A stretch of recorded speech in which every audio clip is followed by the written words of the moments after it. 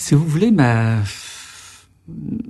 façon de faire les choses, je pense que c'est peut-être si vous voulez, d'aller au-delà des descriptions et des inventaires d'objets.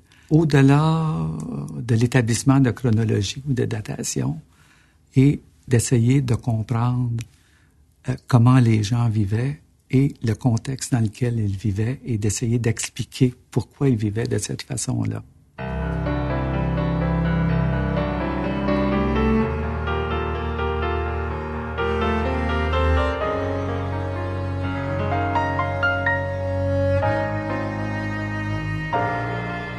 Mes intérêts au plan de la recherche se situent plus au régime français, plus spécifiquement autour de l'adaptation des colons, l'environnement nouveau qu'ils ont rencontré quand ils sont venus s'installer ici.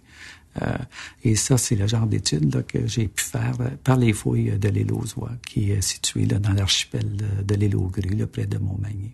On travaille à partir des traces, à partir de traces, de vestiges. Et c'était une façon d'aborder les choses qui me plaisait énormément.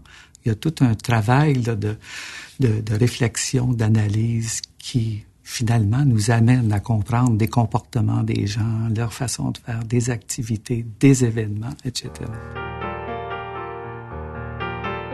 On travaille avec des ombres, dans le fond. C'est loin. Le passé est loin. Et c'est difficile à reconstituer. Mais on peut avoir de temps en temps peut-être un éclair, si vous voulez. On a fait la fouille d'un des manoirs qui était sur l'île aux Oies et on a fouillé la façade sud du manoir d'une façon beaucoup plus en détail, plus intense, en se disant que si cette maison-là était très mal éclairée à l'époque, les gens devaient faire les travaux à l'extérieur et la façade sud était un bon endroit. Et effectivement, on s'est mis à trouver, on s'est trouvé des épingles, on a trouvé des ciseaux à découper les tissus, on a trouvé des dés à coudre, on a trouvé des coulures de plomb. Et là, on sentait pratiquement comme c'était ces objets-là, c'était un peu ce qui nous reste d'un dernier geste d'une personne qui a vécu là. Et là, on avait l'impression qu'on était très près de ces gens-là à ce moment-là.